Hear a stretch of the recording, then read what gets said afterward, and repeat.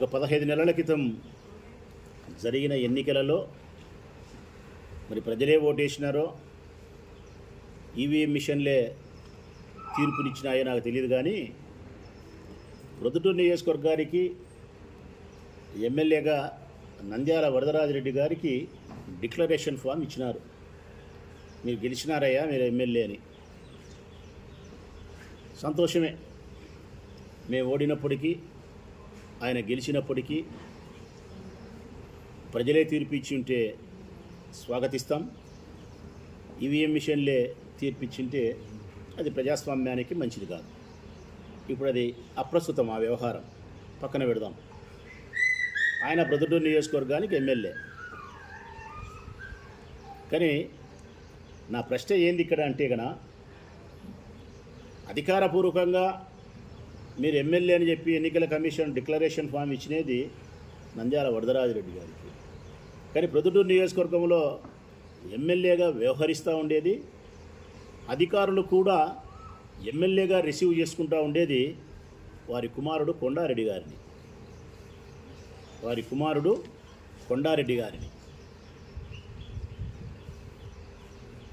ఎందుకు ఇంత పెద్ద మాట మాట్లాడుతున్నానంటే, సాక్ష్యం లేకుండా, ఆధారం లేకుండా ఇంత పెద్ద మాట మాట్లాడడానికి సాహసించాను. ఇది పెద్ద మాటే. రాజ్యాంగాన్ని పూర్తిగా ఉల్లంఘించి ప్రజాస్వామ్యంలో ప్రజలు వేసిన ఓటును అపహాస్యం చేస్తూ నంద్యాల కొండారెడ్డి గారు ఎమ్మెల్యే హోదాలో ప్రభుత్వానికి సంబంధించిన అధికారపూర్వకమైన కార్యక్రమాలకు హాజరు కావడం, ప్రారంభోత్సవాలు కూడా చేయడం, అది ఎంత విడ్డూరం అంటే అంత విడ్డూరం. స్టేట్ సెంట్రల్ గవర్నమెంట్కి సంబంధించినటువంటి అధికారపూర్వకమైన కార్యక్రమాలలో ఎమ్మెల్యేకి బదులుగా ఎమ్మెల్యే కుమారుడు పాల్గొనడం, రిబ్బన్ కటింగులు చేయడం, ప్రభుత్వ అధికారులతో పాలనా వ్యవహారాల గురించి చర్చించడం, రికార్డ్స్ను పరిశీలించడం, ఇది ఎంత సోద్యము. నేను ఆ రోజు చెప్పిన, నేను ఎన్నికల కంటే ముందే ప్రచారంలో చెప్పిన, నేను మా పోరెడ్డి నరసింహారెడ్డి అన్న ఇంట్లో నేను ప్రెస్ మీట్ పెట్టి చెప్పిన, మీ దగ్గర ఉంటాయి కూడా ఆ క్లిప్పింగ్స్. ప్రజలారా, మీరు పొరపాటున వరదరాజిరెడ్డి గారికి ఓటేస్తే 85 సంవత్సరాల వయసు కలిగినటువంటి ఆ పెద్ద మనిషి మీకు సేవ చేయడంలో విఫలమవుతాడు.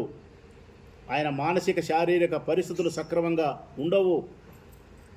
పేరుకు మాత్రమే ఆయన ఎమ్మెల్యేగా గెలిచిన తర్వాత పేరుకు మాత్రమే ఎమ్మెల్యేగా ఉంటాడు. డమ్మీ ఎమ్మెల్యే అయిపోతాడు. కొండారెడ్డి ఎమ్మెల్యేగా వ్యవహరిస్తాడు. అతను రాజ్యాంగ విలువలకు లోబడి కాకుండా రాజ్యాంగేతర శక్తిగా ఎమ్మెల్యేగా వ్యవహరిస్తాడు, పెత్తనం చేస్తాడు.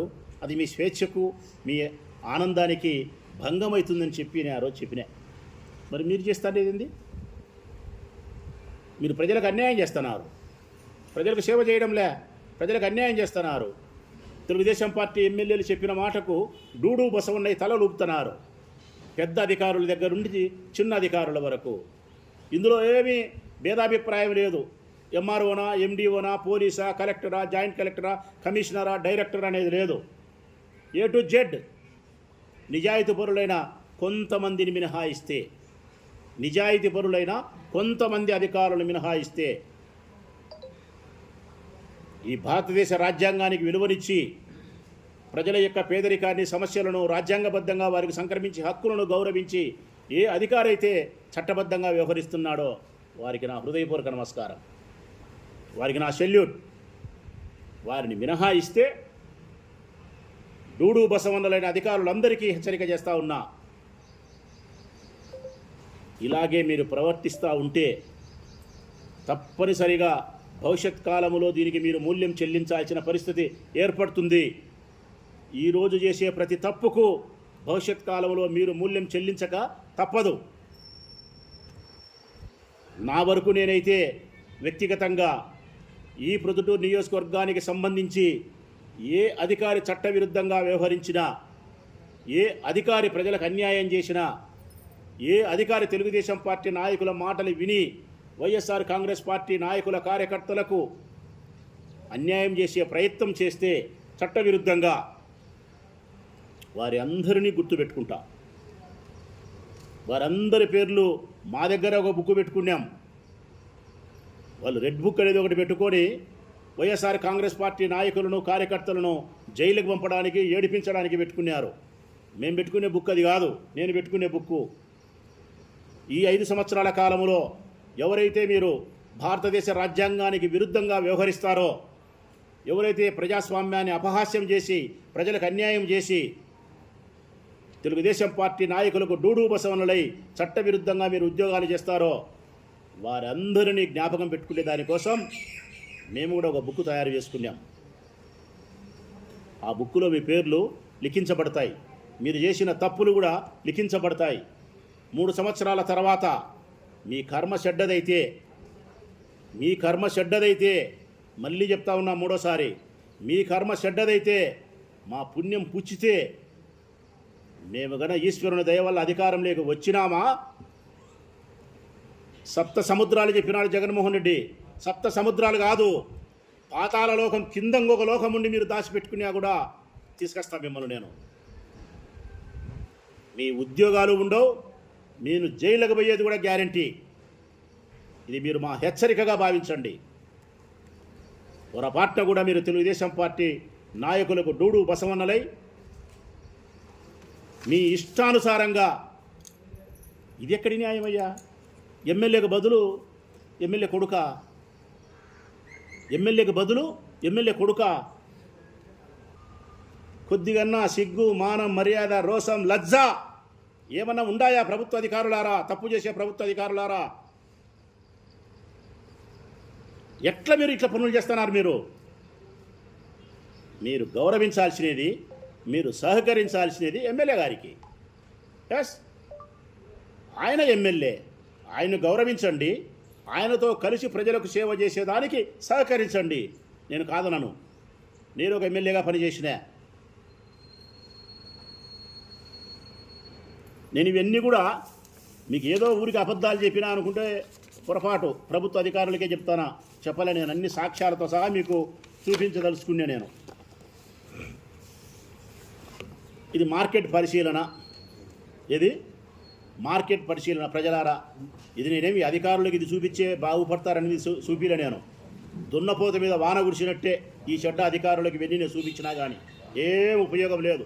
చెవిటి వాని ముందర శంకు బుదినట్టే ఈ ప్రభుత్వ చెడ్డ అధికారులు. ప్రజలకు చూపిస్తానా నేను, మీరు ఆలోచించాలా, మీకు అవగాహన కలగాల. ఇది మార్కెట్ పరిశీలన. మార్కెట్ పరిశీలన చేయడానికి కొండారెడ్డికి ఏం అధికారం ఉంది? ఈ పక్కన మున్సిపల్ కమిషనర్ ఎందుకుంటాడు? మీ భావన కొండారెడ్డి ఏమన్నా మున్సిపల్ కమిషన్ అడుగుతానా? మీ భావన ఏమన్నా?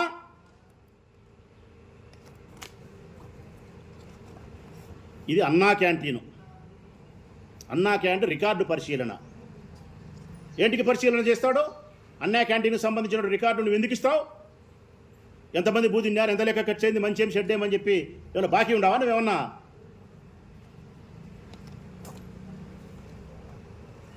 33 వార్డులో భూమి పూజ, ఇది వరదరాజిరెడ్డి గారు చేయాలా. కొండారెడ్డి గారు పోవచ్చు, అంతవరకు ఓకే, ఎవరైనా పోవచ్చు, వార్డులోని వాళ్ళు ప్రజలు ఎవరైనా పోవచ్చు. కానీ నీవు చీఫ్ గెస్ట్ కాదు. గౌరవంగా పిలిస్తే పోవచ్చు. వాళ్ళు టెంకాయలు కొడతారు, చూచాము, వాళ్ళు టీ ఇస్తారు, 2 బిస్కెట్ పెడతారు, తిని రావాలా. నీవు చీఫ్ గెస్ట్ కాదు. ఇక్కడ నువ్వు చీఫ్ గెస్టా? మీ నాయన బదులు. ఇది గవర్నమెంట్ హాస్పిటల్ ఓపెనింగ్. దీన్ని చెప్పండి అబ్బా. రిబ్బన్ కటింగ్ చేస్తున్నారు. వరదరాజిరెడ్డి గారు పాల్గొనాల్సిన చోట కేంద్ర ప్రభుత్వానికి సంబంధించిన అధికారపూర్వకమైన కార్యక్రమానికి కొండారెడ్డి పాల్గొని రిబ్బన్ కటింగ్. పక్కన డాక్టర్లు మరొకరు అందరూ కూడా ఫిర్యాదు చేస్తాం. వీళ్ళందరిపైన ఫిర్యాదు చేస్తాను నేను. ఈ రాష్ట్ర ప్రభుత్వానికి ఫిర్యాదు చేస్తే ఏం ఉపయోగం లేదు. దొంగల ఊళ్ళు పంచుకున్నట్టు అందరూ ఒకటే ఇల్లు. ఈ ఆంధ్రప్రదేశ్ రాష్ట్రానికి సంబంధించినటువంటి హెల్త్ డిపార్ట్మెంట్కి నేను కంప్లైంట్ చేస్తే చర్య తీసుకుంటారా ఈ డాక్టర్ల మీద, ఈ సూపరింటెండెంట్ రూపానంద్ గారి మీద? తీసుకోరు. సెంట్రల్ గవర్నమెంట్కి సంబంధించి ఫిర్యాదు చేస్తా. నేషనల్ హెల్త్ మిషన్ అని ఉంది. జాయింట్ సెక్రటరీ కిరణ్ గోపాల్ అని ఉన్నాడు, ఆయనకి ఫిర్యాదు చేస్తా. ఉత్తర భారతదేశానికి సంబంధించిన వాడు ఐఏఎస్, అతని ఫిర్యాదు చేస్తా వీళ్ళ మీద, మున్సిపల్ కమిషనర్ మీద, అందరి మీద ఫిర్యాదు చేస్తా. ఫిర్యాదు చేయడమే కాకుండా నాకు సంబంధించినటువంటి బ్యాడ్ మెమరీస్ అనే బుక్లో రాసుకుంటా, గుర్తు పెట్టుకుంటా. పాతాళ లోకంలోనే నిన్ను వదిలిపెట్టను మిమ్మల్ని నేను. సీఎం రిలీఫ్ ఫండ్ పంచుతున్నాడు, చెక్కులు పంపిణీ కొండారెడ్డి. ఎవరు పంచాలా, ఎవరు పంచుతున్నారు, ఎవరు పంచాలా, ఎవరు పంచుతున్నారు? ఇది చూడయ్యా, పోలీసు అధికారులు సెల్యూట్ చేస్తున్నారు. కొత్తగా పోస్టింగ్లోకి వచ్చిన పోలీసు అధికారులు ప్రొద్దుటూరుకు వస్తే పోయి కొండారెడ్డిని కలిసి సెల్యూట్ కొట్టి, వీళ్ళకి పై అధికారి కొండారెడ్డి. ఎక్కడికి తీసుకుపోతున్నారు డెమోక్రసీని వీళ్ళు? ఏం చేస్తున్నారు అంబేద్కర్ రాజ్యాంగాన్ని?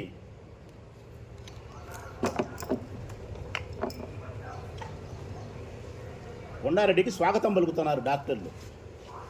ఓపెనింగ్కు స్వాగతం పుష్పగుచ్చం ఇచ్చి.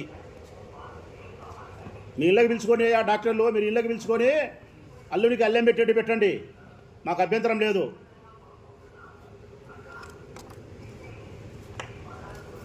డాక్టర్లతో చిట్చాట్ కొండారెడ్డి.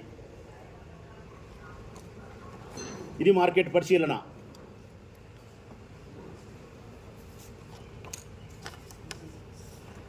ఇది కుట్టు మిషన్, ఆంధ్రప్రదేశ్ వెనుకబడిన తరగతుల సహకార ఆర్థిక సంస్థతో జరిగే కార్యక్రమం. ఉచిత కుట్టు శిక్షణ BC finance corporation and EWS వారి సహకారంతో చేస్తుండే కార్యక్రమం. State government Kondareddy. ఇది కూడా అదే, ఇది కూడా అదే. మరి ఇన్ని చూపించిన నేను, అన్ని సాక్ష్యాలు ఇస్తానా? అధికారుల్లో చలనం వస్తుందే? రాదు. కారణం, తెలుగుదేశం పార్టీ అధికారంలో ఉందో కాబట్టి మా ఇంటికి ఏం బీకుతారులే, మాకేమి సస్పెన్షనా, లేకుంటే మెమోనా, లేకుంటే ఛార్జ్ మెమో చేయడమా, ఇంకొకట ఏమీ జరగదు. మా ఇంక్రిమెంట్ కూడా కట్ చేయలేరు. ఏం చేస్తారని వీళ్ళ ఉద్దేశం. అందుకే మిమ్మల్ని ఈ 3 సంవత్సరాలు ఏమీ చేయలేం కాబట్టి 26, 27, 8 3 సంవత్సరాలు మీకు వ్యవధి ఉంది కాబట్టి చేయండి. మీరు ఎవరెవరు చేస్తారో చేయండి. నేను కూడా బ్యాడ్ మెమరీస్ అనే బుక్ పెట్టుకునే రాసుకుంటాను. ఈ బ్యాడ్ మెమరీస్ అనే బుక్ ఎందుకు వస్తుందంటే కనుక, ప్రజాస్వామ్యానికి మీరు విఘాతం కలిగించిన ప్రతి చర్య కూడా నాకు చెడ్డ జ్ఞాపకమే. బాగా మళ్ళా చెప్తాను మరొక్కసారి. అంబేద్కర్ రాజ్యాంగానికి విఘాతం కలిగించి ప్రజాస్వామ్యానికి నష్టం చేసే ప్రతి అధికారి ఏ పని అయితే చేస్తాడో, ఏ సంఘటనకైతే పాల్గొంటాడో, అట్టి ప్రతి చర్య, ప్రతి సంఘటన నాకు చెడ్డ జ్ఞాపకం. మాకందరికీ చెడ్డ జ్ఞాపకాలేవి, బ్యాడ్ మెమరీస్. అందుకే బ్యాడ్ మెమరీస్ పేరుతో ఒక బుక్ తయారు చేసి రాసుకుంటాం. మిమ్మల్ని పరిస్థితి రాకూడదు మేము. ఇదిగో ఇదే బుక్, ఇది రాసి పెట్టుకున్నా, నేను తయారు చేసి పెట్టుకున్నా. ఈ రోజు నుంచి ప్రతిరోజు రాసుకుంటా. దీంట్లో బ్యాడ్ మెమరీస్ బుక్ అని చెప్పి తయారు చేసుకున్నా, ప్రతిరోజు పెట్టుకుంటా. 26, 27, 28 ఇప్పటి వరకు మీరు ఎవరెవరు ఏమేం చేసినారు అన్నీ పుస్తకంలో ఉన్నాయి. 29 సంవత్సరం రాదా క్యాలెండర్లో? 24 వచ్చిన తర్వాత 25 వచ్చింది, 25 వచ్చిన తర్వాత 26 వస్తుంది, 29 కూడా వస్తుంది. అధికారులారా, 29 కూడా వస్తుంది. కొండారెడ్డి గారు 29లో కన్నా చెప్పినా కదా, మీ కర్మ గాలితే అధికారంలోకి వచ్చితే తప్పు చేసిన ప్రతి మనిషిని దండన తప్పదు.